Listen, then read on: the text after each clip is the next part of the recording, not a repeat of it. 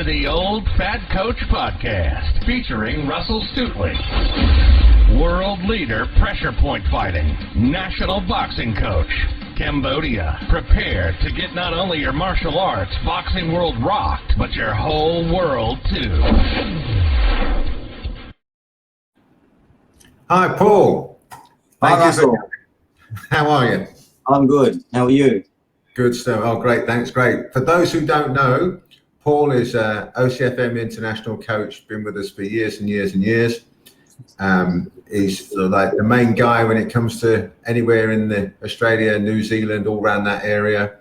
Very, very highly ranked Taekwondo, several other ones, I can't remember them all now. Advanced defensive tactics, got that set up with security people, police all over Australia, all over the place. Very highly qualified in many, many areas. I always joke that Paul can write a novel with his left hand, compose a martial arts directory with his right hand, and translate 4 other things whilst he's looking at the screen. A big welcome, Paul, and thank you so much for being here. Thank you very much. I think you're overstating things, but thank you very much for the thought. Well, we both know it's true. But so Paul also runs a school in Australia, in Melbourne, and amongst many other things. And before the webinar started, we were having a quick chat about how to run a school and things like that. And I asked Paul if it'd be okay if he just gave an insight which might help people who've got schools during COVID and all that sort of stuff. And without, you don't have to give any real figures, so to speak, Paul, but some ideas that might help the people like we spoke about earlier. Yeah. Well, I assume everyone's been going through that the COVID period, the pandemic issues about those sorts of issues. And yeah, it's been interesting that it's been a really great time to have a look about, what your cost base is and what you want to do going forward, the thing. And we were just talking about the fact that, we had 250 students doing 6 days a week in a location for what we were doing. And not all the kids want to be there, or not all the students want to be there. As part of that, they're brought there by their parents or whatever. When the COVID hit, our landlord decided to take an opportunity to try and up the rentals in those areas. And even though there was half a dozen empty venues around us, and we sort of said, well, you've got to be kidding. It forced us to look around. And then when we looked around, we started saying, well, do we really want to be continuing teaching the way we were doing for 6 days a week, and can we get better value out of what we're doing for it? So we looked around and we found literally within 3 or 4 minutes away from us a brand new facility which is only a couple of months old, a little bit smaller space. So we decided to review the approach and reduce the student base and have a smaller class for that, which gave more closer training for each of the students, which they all like, by the way, and so do the parents for the kids and the adults themselves. We found that we went from 250, we went down to about 110. But the interesting part is that when we dropped the 110, we got a lot of the students came back and said, can we do more classes? So we went from doing 1 class and suddenly to having 2 classes. So of course they got better at what they're doing, and we started looking at the approach that we're taking. So what we ended up doing is we reduced our cost base from where we needed a break-even point, maybe 130, 140 student base, down to around 35 students, which means it was a lot cheaper for us to run. We made more profit for it. And then we had a look and said, well, what's the best way of being able to do this? So direct debit obviously is the best way. You get your money in no matter where it is, because people get sick. And also what we did is we increased the rates a bit and included all the gradings and everything else. So people get one cost, they know what the monthly cost is. They don't have all these additional add-ons. Of course, if they buy a shirt or pants or whatever, then they do it. But all the belts and the gradings and everything else we've included in the total thing. So it's a far better situation. They're happier students because they know what their cost equivalent is. And basically, we're working 3 days a week, making more money with less students, less hassles, and we're enjoying life in between. So that's what we were talking about, which I think is a great way of doing it. And then you can decide what you want to do. And then, of course, with everyone getting used to running stuff with Zoom, we're looking at a hybrid model of, putting the cameras up, whether it be a GoPro or something else, and then streaming it through the system. And then you can have both options and provide people that can either do the streaming or recorded version versus the online stuff. So that's been a great thing that we've actually found, is that we're starting to get a life back again.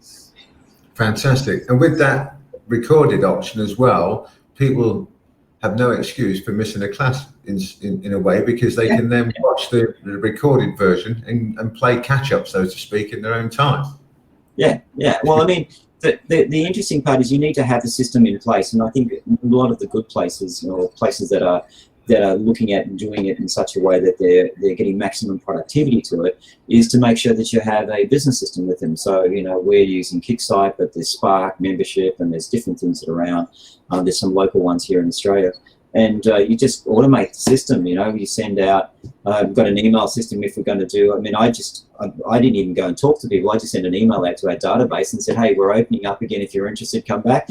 And then they just all came in, and because we've got COVID, they have a set up with Zoom, which is interlinked. So they just book everything online. The system tells me where they're here. It creates them in the membership database. I don't have to go and chase that stuff up. It's all done. And then if I send an email out, I can either do it by text message, by Facebook, by email. It's all done as part of that process.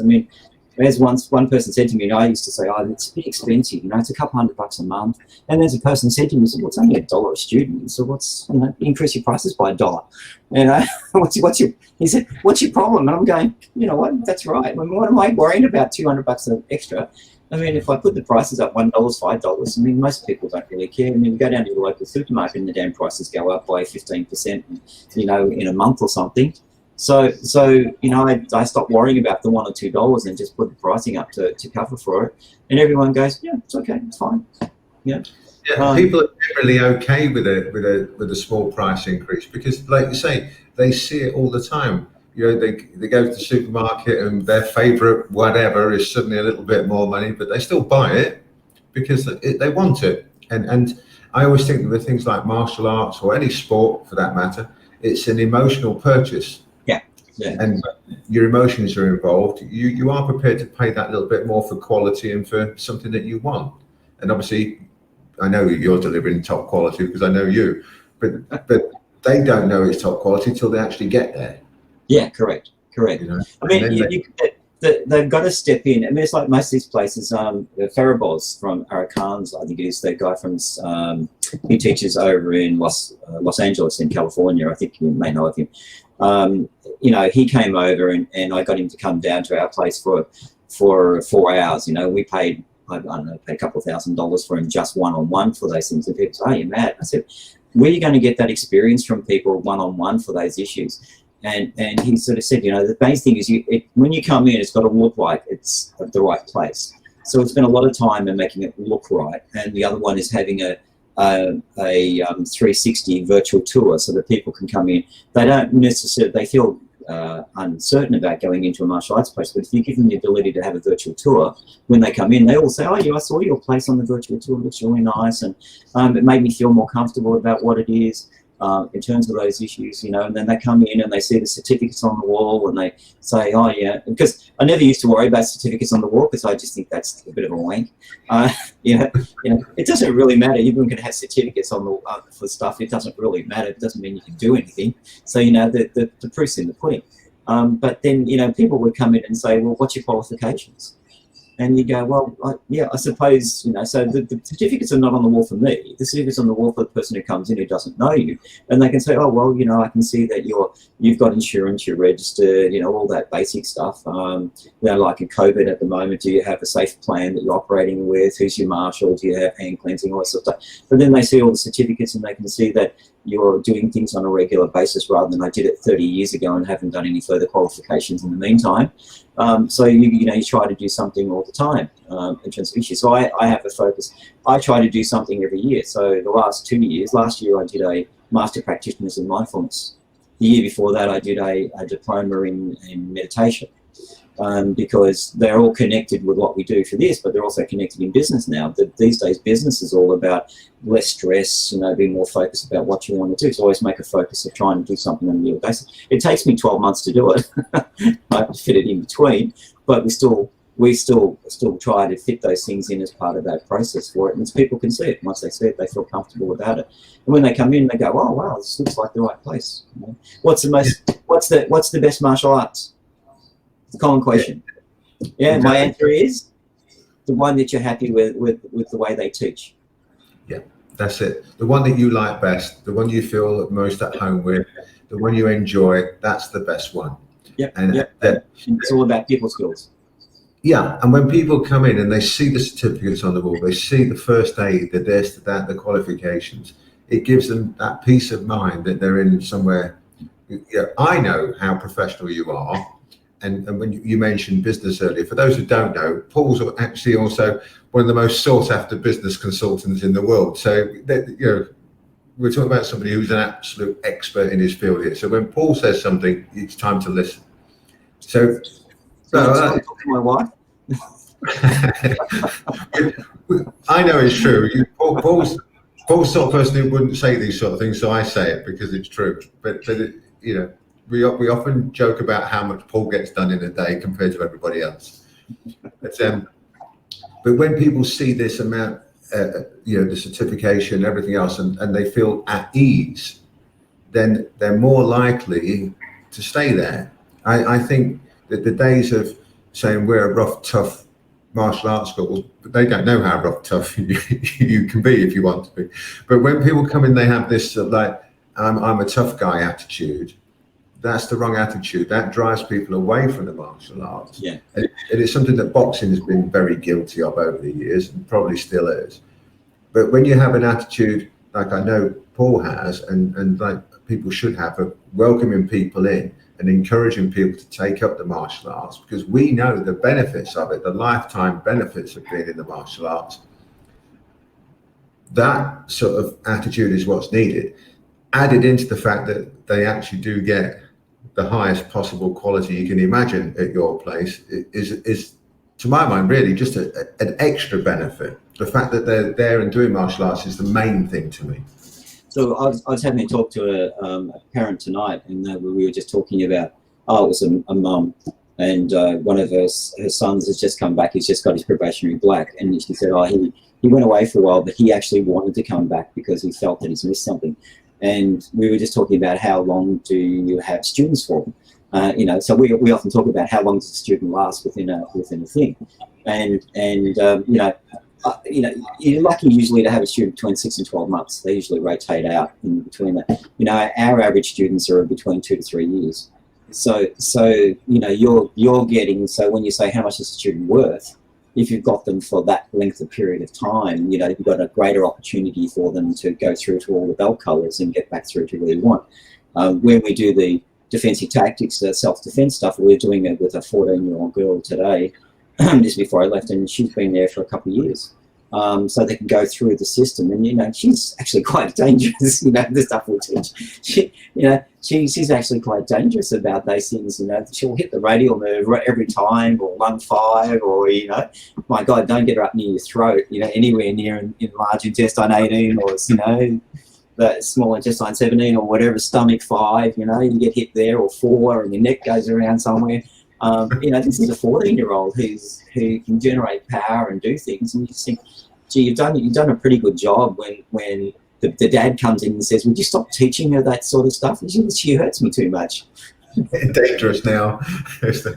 But that's great, isn't it, that when you get that kind of feedback that, when people come and say, hold on, they're getting good now, they're getting dangerous or whatever. Yeah. You're doing your job right. And Correct. It's very much the case for me. But I hear, for those who don't know, Paul and I have had many, many conversations where we talk about those moments that make you smile, when people get it, when people understand what's going on.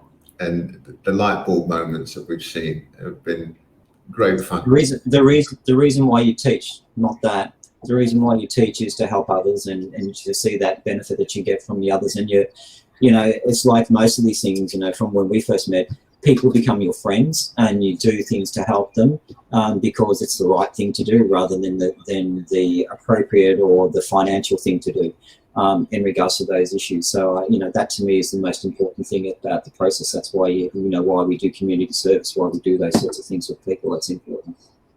Yeah, absolutely. And for those who don't know, Paul does a lot of work like that. I'll always sing your praises, Paul, because I know what you're doing. Paul doesn't talk about this sort of stuff, but the amount of stuff he does is incredible.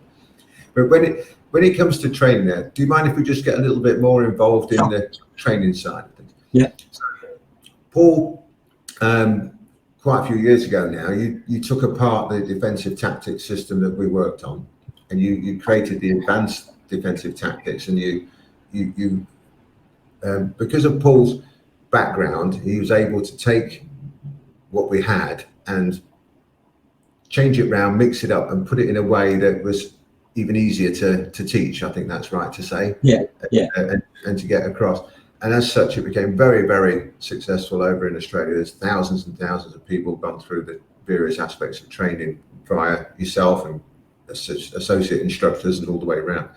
So can you give people an idea of how, especially for martial artists or self-defense instructors as well, how to take what is a huge syllabus and to give them an idea of how they can make it more easy to teach, more easy to put across, because that's something that you've absolutely excelled at.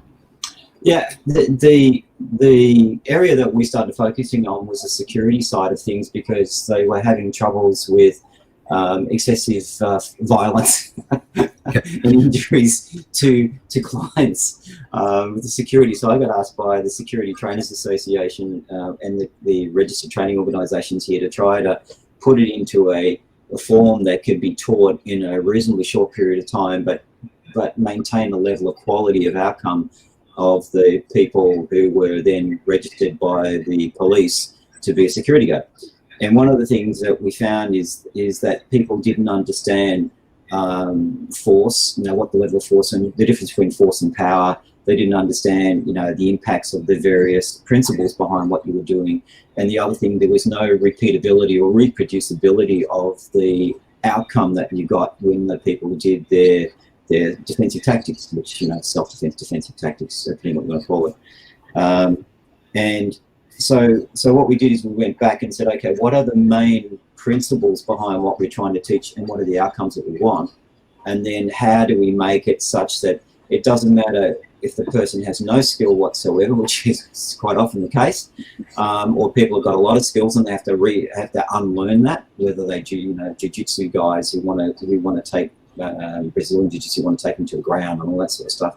Doesn't help, when within 30 seconds statistically the bystander will stomp on your head in between while you're on the ground. So you needed to look at a different approach. So we said, it's got to be reproducible and repeatable in what we do from one group to another as we went through, considering that this RTO was putting out probably 200 security guards a month in terms of that, and they would have 4 streams going through at one time in terms of those issues. So what we did is we had a look at what are the base things that happen as part of that and what are the principles behind that, and then we went into principle-based teaching, which is what the stuff that you teach is. So it really is principle-based, and then what are the key principles that we're looking to achieve the outcome, and then go back and say, okay, what are they? So what's the best force or best self-defense? The first principle from self-defense is don't be there, don't get hit. So move. So movement. So you have to move out of the way, right? And then there are, what are the basic movements? There's no point teaching a person to get out of the road of a straight punch or a grab, move to the side and the guy throws a hook. So you walk straight into the hook. So we talked about the base principles. People have no idea how to move, right? Yeah. They cross their legs, their balance is totally out, and they don't understand when there's no balance, there's no power, so this is again principles. So we ended up with 3 basic principles, and we created a core strategic strategy of what they could do. And under pressure, we know that from Hicks' law, that things happen, and if you give them too many options, they take twice as long to think about it. So we started putting some very basic things together: how to move, maintain your distance, so movement, distance and balance are the 3 fundamentals that we got into. So how do you move? How do you create balance? How do you take a person's balance away? How do you then do control in terms of issues? And then when you do have to take an action, make sure the action creates pain, because it's all about pain compliance, and then proportional force. And we selected those into those sections and then explained to people how to actually do it and do it. So we have 2 basic movements, linear and rotational. And you do those 2 at certain times, and we showed them how to do that as those particular issues. and it's repeat. And and then when you've got an action like an armbar, how do you do an armbar properly? You know, what are the basic elements that does an armbar? You know, we've got guys who are 30-year-old veterans who come in and say, oh, I couldn't do it on this guy because he's a Polynesian Maori guy and he's 190 kilos, you know, and I'm going, excuse me, bullshit. Right? The principles apply no matter what you are. So there's this guy trying to do this thing, and this guy just stands up, and I say, no, come here. And then I do it, and the guy's screaming, and he's on the floor.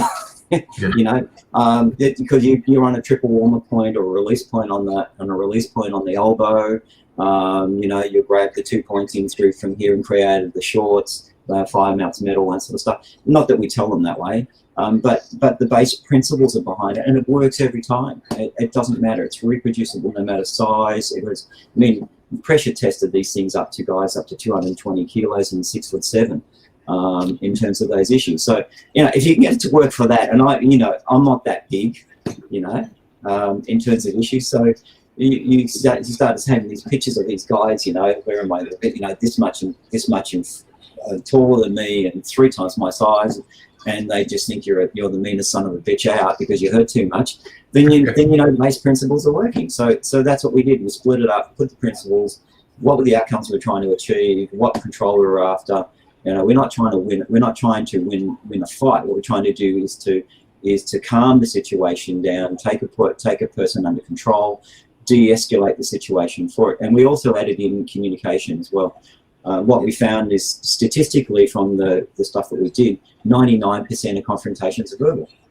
So the security guards themselves were actually creating problems with their verbal response. So rather than try to de-escalate, so when we started to add in the verbal side of it and what to say, so we've just, which is what I sent you, which is not so recently, I finally got around during COVID, which is one of the good things of COVID, of finalising the course tactical strategy that applies to both physical and communication, verbal, and how you transition from one to the other very quickly and seamlessly without a problem. And that's where that becomes very useful. Doesn't matter what situation you're in.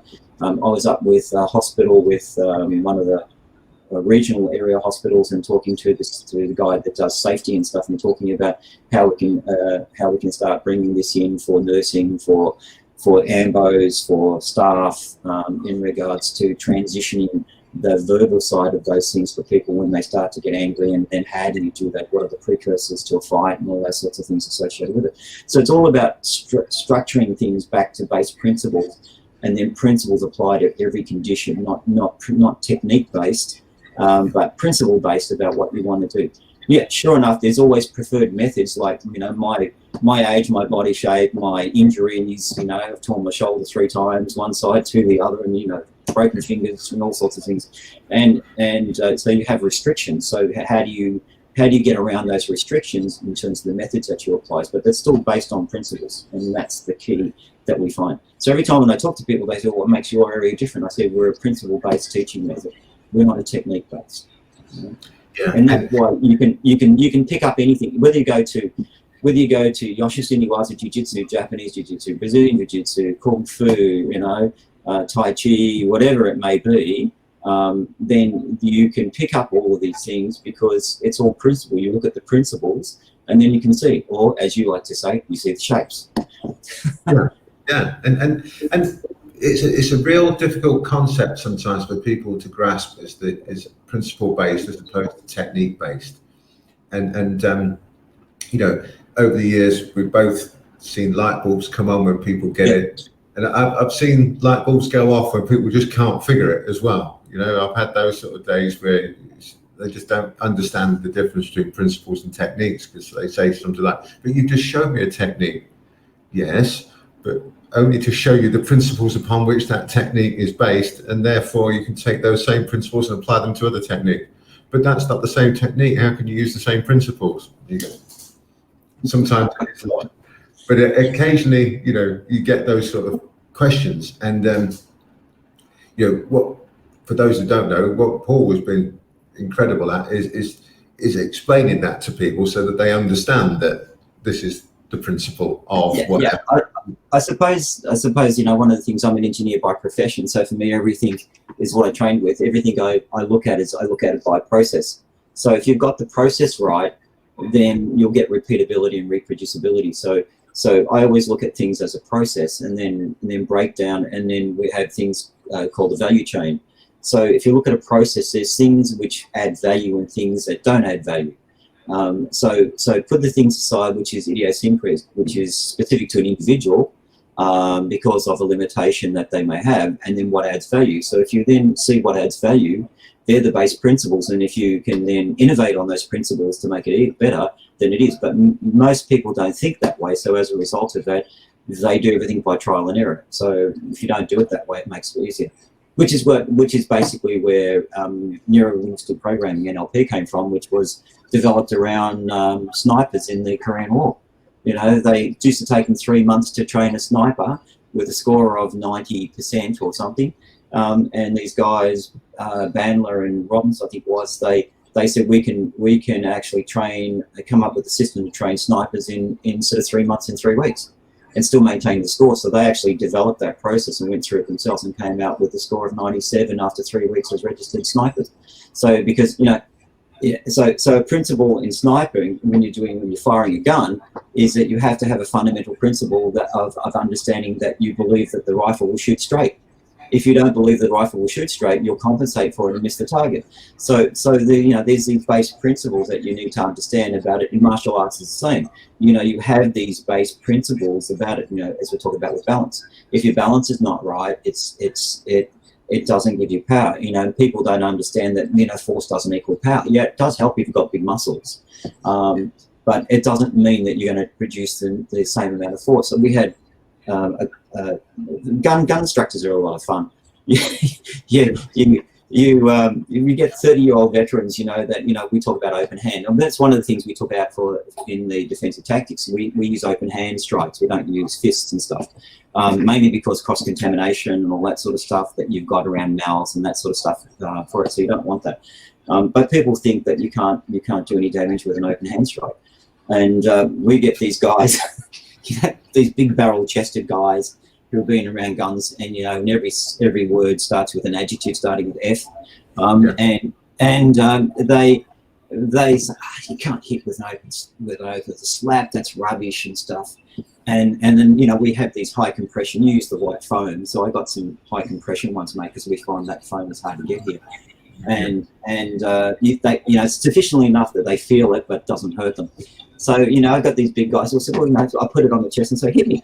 So, and they're bang, this guy's got big muscles. And I say, it's not bad. I just put it on and you just go whack with a waveform. And these guys are going tum, pum, pum, pum, pum on the ground. And they get up and they go, holy shit, what did you hit me with? I thought you said it doesn't work with a, then do a waveform with an elbow. Oh my God. It's a life-changing event. Yeah, they get up and then they just are amazed about it. They cannot believe that you can generate so much power from it. So I said, you're bigger and stronger than me, right? But I've got the dynamics right. I've got the principles right. I've got the timing right. And it's like playing golf or tennis or any of the other games. As long as you've got the timing right and you've got everything else working in that, they don't need to know whether it's a single waveform, a double waveform, a rotational waveform, a linear waveform, a spiral waveform. They don't care. Just teach them the basics, and they'll hit with 3 times the power of what they're currently done. They just want to know, do I hit harder or not now? As long as they do, they're happy. And they always want to try it out on the instructor, right? Yeah. It doesn't matter which one they're doing, does it? If they're hitting harder, they don't need to know, if it's got a certain angle to it or single, double, whatever, like you say. But the amazing thing, and great thing is when you see the look on their face when they get it right, and the look on their face of shock when they first feel one as well. Yeah, that to me is always great fun. And like you, I always say to them, well, if you're bigger than me, you will hit harder than me if you do it correct. If we're both doing it the same level of correctness, if you're bigger than me, you will hit harder than me. Yeah, and if you are bigger than me and you don't hit anywhere near as hard as me, I must be doing something more correct than you. Correct. Yeah. So please listen to what I'm trying to tell you. This is basically what I say to people, and I know you will obviously be more eloquent in your approach than me. It'll be along that same principle of if you're bigger, you'll hit harder, and if I'm smaller than you and hit harder than you should listen to what I'm saying. That's right. And I know from the conversations we've had over the years that you've had many occasions of that exact thing where you show them a hit. A slap, a punch, or a I mean, we've with the COVID gone down, and you're talking about before.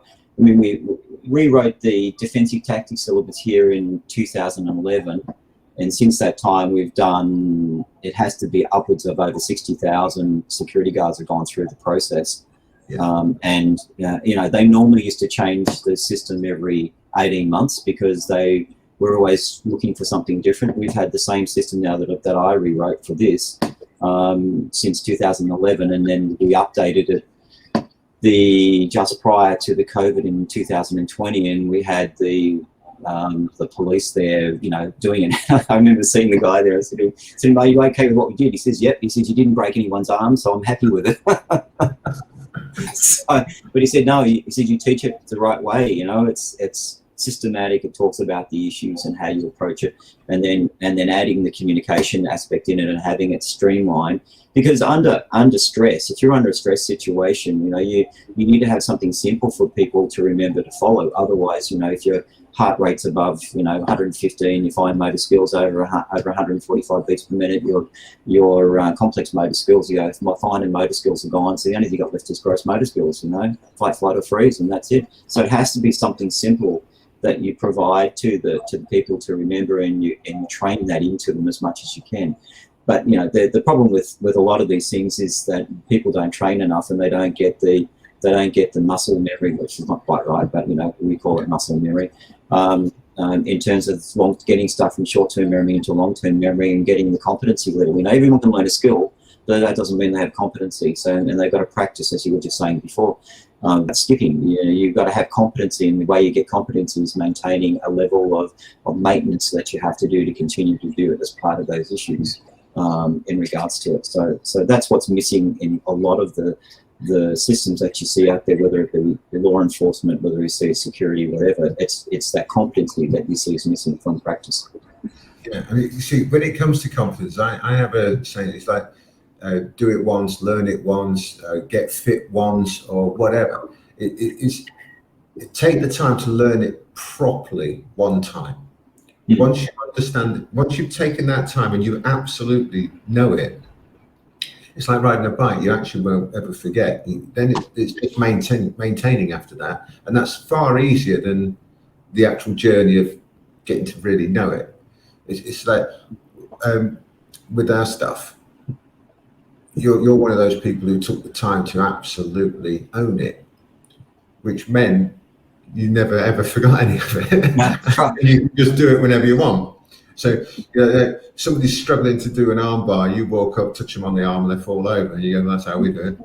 And they look at you sort of like, what? Because all the principles are in place. You know exactly what you're doing because you took the time to absolutely learn it. Whereas most people don't take that time to absolutely learn it. They get to a certain level and go, "Well, that's not too bad." And they haven't got it in them to go that extra mile to really, really learn it, or to really, really get fit, or to really, really achieve something. It doesn't necessarily mean achieve as in win titles or anything like that, but achieve something as in get your goal to be as good as you can at something. Correct. And then once you've got it, you can maintain it, and the maintenance is so much easier than the getting it. Yeah, that's right. I mean, I find people are surprised, that like I'm 64 now, and I'm still doing shoulder rolls and jumping, spinning kicks and things. How I got injured? Yeah, sure. Like hasn't everyone? But because you maintain a certain level for it is, I mean, just shifting. I was saying today to the parents, I said, well, on an off day, I'm still shifting 300 to 400 kilos of equipment a day around. The bobs weigh 100 kilos. You're shifting it from one spot to another. You're picking up, you might be picking up some weights or something else, or if you're doing the defensive tactics, you're physically moving a bod who's 160 kilos or whatever. I mean, that's all just, resistance work that you're using for your body as you go through as part of it. And I think people undervalue that as part of that process in terms of issues. I mean, I said to someone today, I said, it takes the first 20 push-ups for my shoulders to feel better, They go, oh, I can only do 5 push-ups. I said, no. I said, 20, it takes 20 for my shoulders to feel good. Warm them up, so you can feel it. And then you start doing it, it's quite funny in terms of the when you talk to people about what they see. And you just look at that. You guys haven't really taken the time to understand what it is. It's too superficial, and that's what's missing. You've had that too. You get people coming in from other styles, and they sort of, want to always compare to their previous instructor or whoever they've had, and then fine, that's fine. And then they come in and they ask you about what do you teach differently, and they say, well, you know how to do a punch and a kick, and they go, yeah. I said, show me. And then you go through it, and then you tweak a little bit, and then you show them how to do it from how you do it, and they just look at you and with this shock and horror on their face, and then you make a couple little changes, explain some of the principles, and then they're suddenly doing it with so much more power and stuff, and you explain why they're doing certain things for a reason, based on the approach and how anatomy works and body. These only work a certain way. If you do this or you do this, they don't like it. One joint affects the other, which affects balance and all that sort of stuff. And they're just gobsmacked. And we had one guy who's come in, he's tried so many different styles of martial arts over 7 years, and came in and he sort of said, so I've learned more from you in half an hour than I've learned in the last 7 years with all the instructors that I've had in terms of those issues. And you look at him and goes, I think you're being a little bit too nice, it can't be that, you can't do that. He goes, no, he says, no one tells me the reasons why. It's just monkey see, monkey do, in terms of how you want to do for those issues. So the having that understanding helps. And it's not as though you're trying to big note yourself or anything. It's just, the facts are the facts. This is what you do. This is how it either works or it doesn't work. End story. For those who don't know, Paul and I have had many conversations where I've had to say to Paul, you don't realise sometimes, I think, how deep how massive your depth of knowledge actually is, and what to you is just a run-of-the-mill, like ABC, is to other people like a 14th degree course, right? And it's true, isn't it? We had these conversations. Yeah, we have had those conversations. I still don't agree with you, but anyway. But when you truly understand your subject, it is an ABC. Yeah. When you truly understand it, and you can make it as simple as an ABC for other people in the way that you teach it. And I know you do, because I've been there while you've been teaching people to do it. But again, once you understand all these principles, you can take what is actually a very, very complicated bunch of subjects, and it's not a subject, pressure points. There's so much to it. People think pressure points are just pressure points, but you mentioned balance and principles.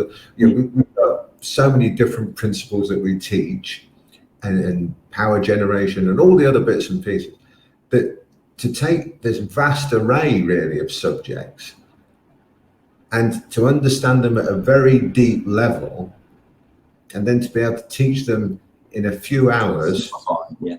And simplify it to a stage where a grunt of a security guy who's never trained before is actually able to use it after a few hours of training.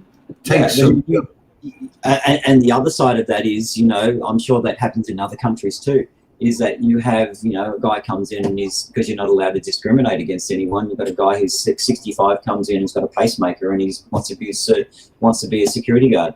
Or you have someone who's 4'10", and weighs 50 kilos, and you blow on them and they'll fall over, and they want to be a security guard, right?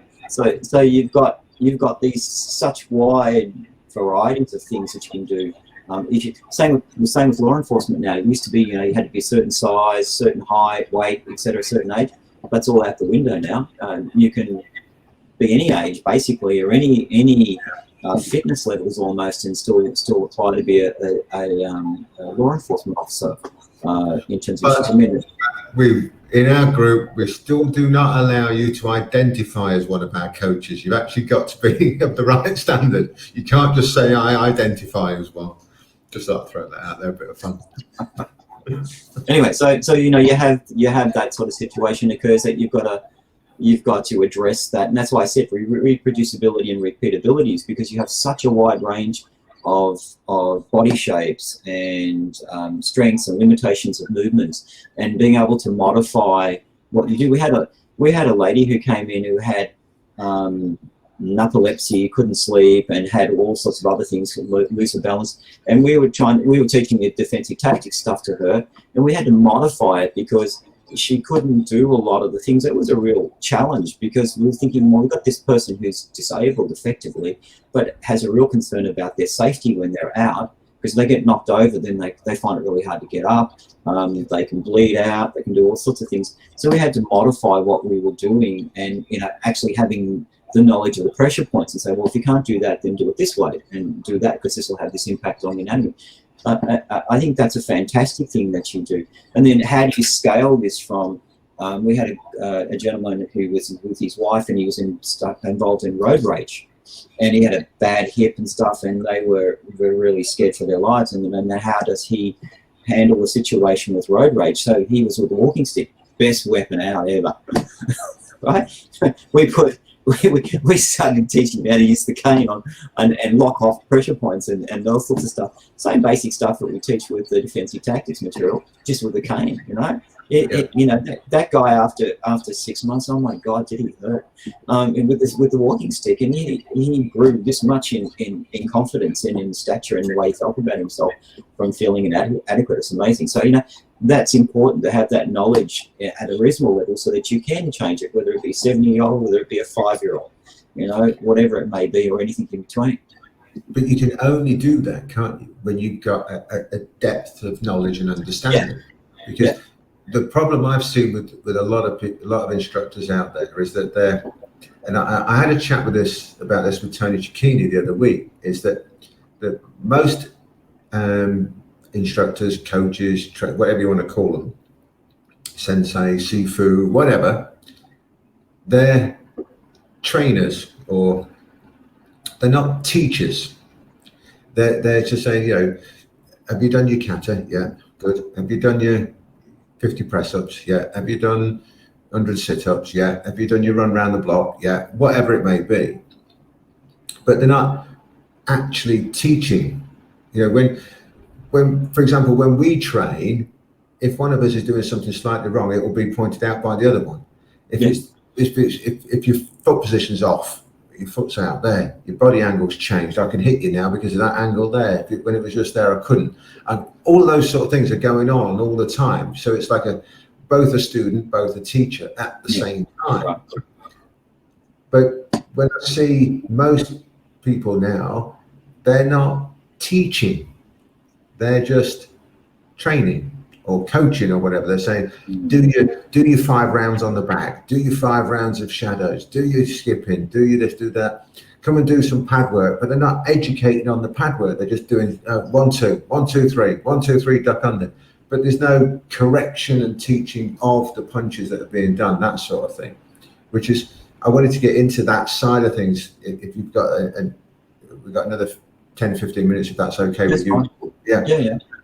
How I know you teach, but it's that idea of teaching that I really want everybody to understand. So I just wonder if you could just give us a little bit of your approach of teaching as opposed to coaching. You know what I mean by that? Yeah. I mean, it does come back to devil's in the detail. You need to understand. It comes back to those principles. If you understand the base principles about what goes together and what has to go in what sequence, and then what constitutes the right foundational points or the foundational framework and blocks that are necessary to get those different levels. So if you know that you can achieve an outcome if you follow this process, okay, you can always improve the process, in terms of those issues. But at least if you start with those base things, then you notice what it is. So making sure, one of the typical ones is when someone goes in a fighting stance and they go backwards, they generally take their back foot, rotate it outwards, and it's at a 90-degree angle. So it's sort of like that, one foot here and one foot like this. But then they rotate their hips around, and so their feet are in alignment, or one's behind the other. So therefore, there's no structural balance in their footwork. So you blow on them and they'll fall over. Or they have to do a straight kick, their hips have to rotate 180 degrees before they come around to get a front kick, and then they go back again, and they wonder why A, they don't kick with power, and B, they've got no speed. So they've got to have their feet the right width of their shoulders, put their things balanced and go. Make sure the alignment's through the center of through the pin all the way through the body, rather than having their hips forward and the backwards. So you look for all those details, and if you start doing that, and you start to say to people, the old story, slow is smooth, smooth is fast. So start slow, get it smooth, and once you get it smooth, the speed will come. So don't try to knock it out. And then building up that confidence in the person when they want to do it. Or if you're doing a spinning or a jumping kick, whatever, do it halfway first, get your balance right, then look for where you want to hit. You'll hit whatever you look at, as we know, right? If you're looking at the ground, you're going to fall down, right? If you're looking somewhere else, that's the direction you'll fall. So looking at all those specific issues so that you're teaching them how to do it. There's a really great app called Coach's Eye, which is available on the iPad or on the iPhone too. I'm not sure if they've got it for Android, but it allows you to take a video of a student, and then you can index it frame by frame. And then, so what I do is, if I find it really difficult for someone who doesn't quite understand the principles behind what you're trying to teach structurally, and they just don't have the knowledge base or the language to put that into place, then taking us through a video of them and then showing them what they're doing, because they'll swear to you that they don't do it. I don't do that. I don't drop my hands when I kick. Yes, you do. No, I don't. So you take a video and you show them, you index it backwards and forwards, so you can draw on the screen, and you can actually record your statement that you're telling them, and then send them the video with your annotation and your thing straight to the student and for a reference. And it's the software's been around for quite a few years, and when I really get stuck with someone, especially if I'm doing weapon, it is a really good one. That's right. So that's a really good one to help out with teaching people, because it makes them realize what they're doing as part of that process. So that's also a good thing to do. So showing attention to detail, letting them to know, and making the student feel good about themselves and each of the process. You can't say you silly person, you've got two left feet or whatever. That's all right. We all make mistakes. We all try to do it. You can't do it right the first time. If you can, great, but usually most people, the average person, doesn't do it. Let's do it bit by bit, break it down. And then once they find you've got the whole thing that it works, then their confidence comes up and they can start doing it fast. So slow, smooth, smooth as fast. That's why the way I find works a lot easier for people in terms of trying to teach them. Yeah, I often with my boxers, I'll video what they're doing and show it to them, because you'll say along the lines of, you keep dropping that backhand when you're throwing that jab when you move. You're okay when you're not moving your feet too much, but when you're moving around, you tend to drop the hand. I can feel it on my chin. I can feel it here. I can feel it here. And then you show them the video and they see the hand coming off and going back, and they go, damn it, you're right. And then you can work on correcting it. But I find that until people are actually aware of the mistake, and some are aware just by you telling them, some are aware only when they can feel it themselves, and others only become aware when they actually see themselves doing it wrong, say on video. So I think that's a really important part of the teaching process. That showing the interesting part. We talked about this before. From statistically, the education system is focused on really only 40% of the population. 40% of the population learn by listening. The other 60% learn by seeing or doing. So straight away that 30% are no good at maths. Yeah, the other 30% are good at maths. That's right. But the thing that I find is that generally with the ones that come in to do the martial arts and stuff, they fit into more of the 60%. So you can tell them that you have to show them to do it, and they'll say to you quite often, "I don't know what you mean. Can you show me?" as part of those issues. And I think that that's important. And all learning is experiential. If you don't have a reference point and you don't have the experience, then you can't understand what the person's talking to you about. So if you're a teacher or an instructor and you tell someone, if they haven't got any experience with that or any reference point to understand what you're talking about, you might as well be speaking in Greek to them. Not that there's anything wrong with speaking Greek, but you know, you're speaking in a foreign language that they have no idea about what you're trying to reference to. So you've got to be able to show them in some way either what they're doing wrong with the dropping the hand, or alternatively seeing it on a video, or you physically showing them what to do for it today. For those things. So I think that's an important point. Yeah, and also it's important to let them know that why is that a mistake? You know, because in martial arts you might say, well, we want to see the kata, or your hand's got to be like this, or like, and then say, oh no, it should be like that, or whatever way around it is. Then they should understand, well, why is it like that as opposed to like this, or whatever. Or in boxing, you know, it's pretty obvious. If you drop your hand like that, you're going to get caught. Right. Yeah. You know? So, you know, and if your elbow's sticking out, you're going to get caught in the body or something. So as part of the process, I think it's highly important that people are not only taught to do it correctly, but taught the reasons why. Why? Yeah. And because as kids, we always ask why. Kids ask the best questions. Why? Right. Yeah. Yeah, and some of those are the best questions ever, if not the best question ever. Why? Yeah, that's the old saying is, what's the one attribute that you want in a student? Curiosity. Yeah, and that's it. You know, and that why. And as a teacher, as an instructor, it keeps us on our toes, because we should be explaining why as well, not just put your hand there.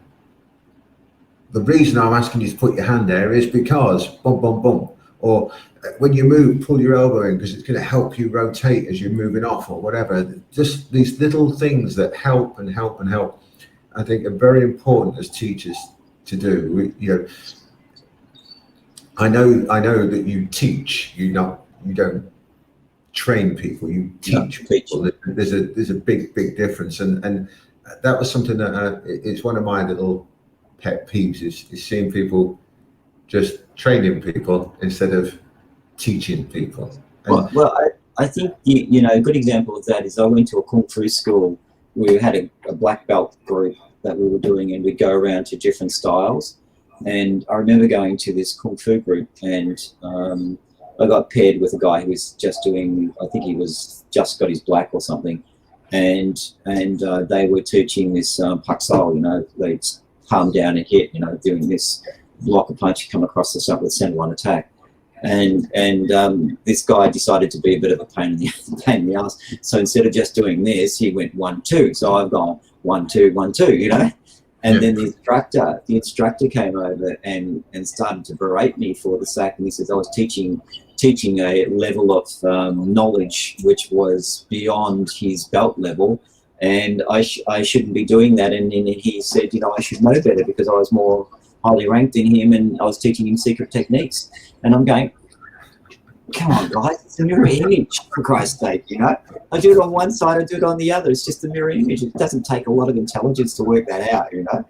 But they didn't allow it. And I thought, gee, that's very restrictive in terms of what you want to do. And that was training, it wasn't teaching. But that, yes, and that also not only training instead of teaching, it's also a complete monkey see, monkey do. Yeah, I mean, it was. You can't do it this way. You can only you got to wait to learn to do the other side, or you can hold on a minute. You know, I mean, what's the old thing about grounding? You know, about when you ground punches and movement and screw your feet down the floor and ring. You know, it takes you 10 years to learn, but it takes 30 seconds to learn, but it's 10 years to get to earn the right to actually being taught it. I mean, you know, I teach that to the security guys. You know that, you know, how do you ground properly, and how do you redirect a strike and stuff. You know, this is really advanced material. You know, even the hardest person who doesn't have a lot of background and that sort of stuff, they can learn it within 1 to 2 minutes. You know, the ones who have got some martial backgrounds can learn it in 30 seconds. They go, why doesn't anyone teach you this stuff from the thing? I said, well, you haven't earned the right yet. Yeah, but it's you know, it's part of what you should learn to be able to maintain your safety, you know. But that just goes to prove my point I made earlier about you, right? Is that you're able to teach something like that in a few seconds, right? Only because you have a deep and thorough understanding of the subject. If you didn't have that deep, thorough understanding, it would take you 10 years to teach it. Yeah, well, possibly, but I mean, it's like everything. You learn more by teaching, don't you, than you do from practicing. So the more you teach it, the better off you're going to be at what you do and explaining it to yourself in terms of those issues. So I mean, that's the important part of what you're doing in terms of those things. You know, it's like the old statement, right? 5,000 techniques by the time you learn black belt, and you spend the next 10, 20, 30 years simplifying everything you've learned to come up to the top 3 or 4 principles by which you can do anything and respond to, you know. So otherwise you get analysis by paralysis when you get attacked. So it's that principle. As long as you understand the principles, something will happen for you, because the other person will provide you the opening. Yeah, you know, I sometimes equate it to mathematics. You've got addition, subtraction, multiplication, and division. Basically, everything from maths has got something of those in it, no matter what the formula is. And then, if you look at multiplication, it's just addition. Yeah, addition, multiples, yeah. Yeah. And we weren't talking about the difference between an accountant and an engineer, then were we? Yeah, and, you know, I mean, 3 squared is just 3 plus 3, isn't it? Yeah, great. Yeah, well, 3 plus 3 plus, blah, blah, blah. And it goes on, and you can just, work it from there. So you can bring everything down to very, very easy to understand principles. Yeah. Once you understand the whole thing, it is very simple. But it's that process of taking the time to learn it properly. And I don't just mean you can perform 10 katas or whatever. I mean to really, really learn it as you have done. And that way, it is simple. It suddenly becomes super simple because you thoroughly understand it. Whereas it's very complicated for somebody who doesn't really understand it. Yeah. As I said, you've got to have that base reference knowledge first to be able to see how it goes through it as part of that process. I mean, we learned the pressure point work. We have a healing system here called Bowen Therapy, which was by a guy called Tom Bowen, who was an osteopath in the 1950s and a diabetic. And he lost a leg from it. And he developed this system where he was rolling over the fascia of the muscles to relax the muscle points. And I did their course about 9 or 10 years ago because running a martial arts place, the old masters used to be a one-stop shop. If you got hurt, they'd fix you and all that sort of stuff. So my instructor who I had, he was of that vintage that he would try to teach you all those things. And so he'd say to you, go out and do extra things, which is what I said at the start.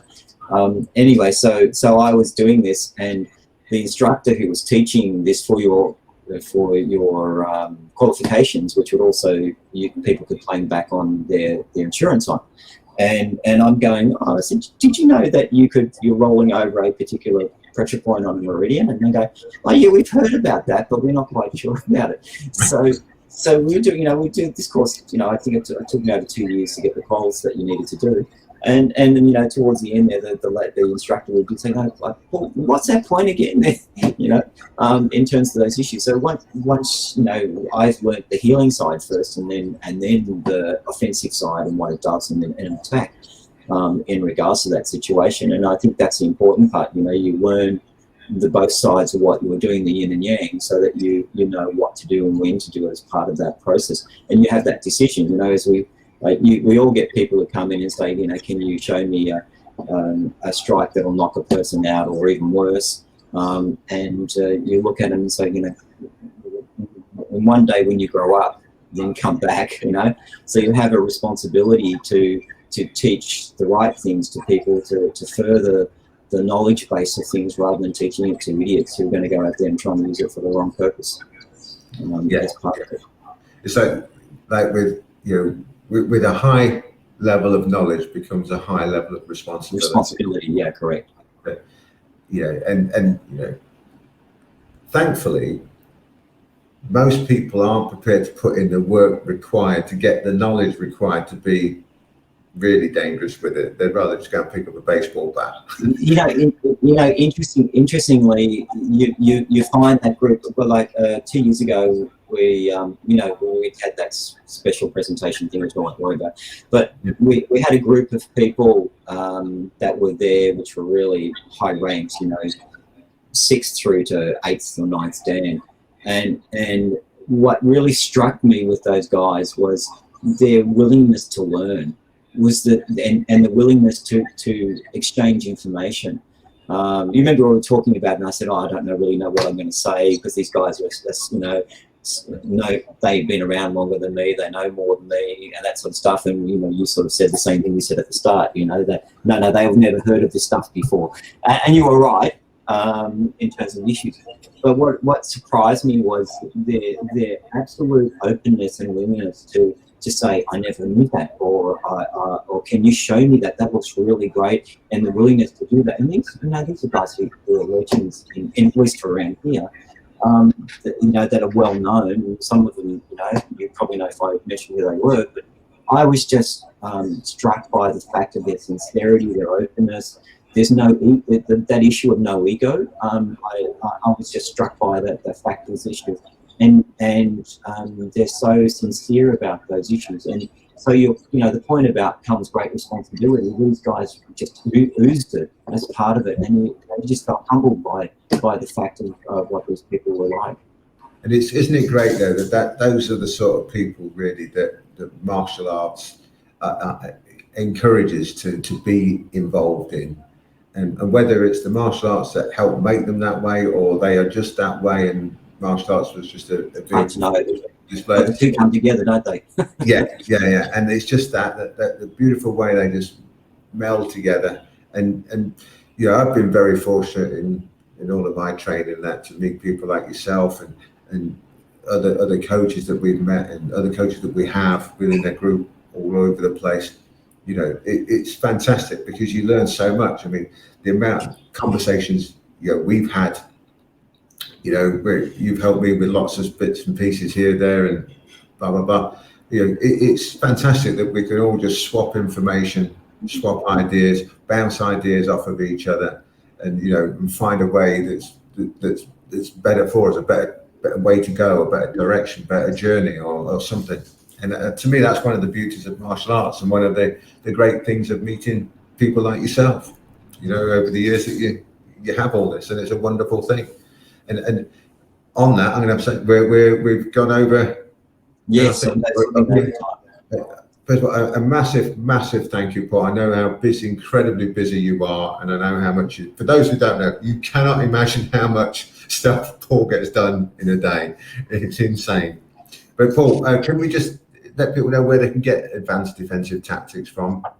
And we have a website which we're rebuilding because we got hacked, but advanceddefensivetactics.com in terms of those areas, and we have some programs that we run in conjunction with yourself as well as others in regards to the things. But if you just go to the website and we'll update those things, and you can drop me a note, I'm happy to answer anything associated with it and help out for doing that for those issues. We'll put a link in as well in the thing for advanced. Okay, no problem. So great. Thank you very much. Really enjoyed seeing you again. Thank you, Andrew. Paul, I'm going to do the tech guys want to do this outro thing. So thank you. See you soon. Thanks, Paul. Thanks for listening, guys and gals. Remember to tell everyone to join in next time to the Old Fat Coach.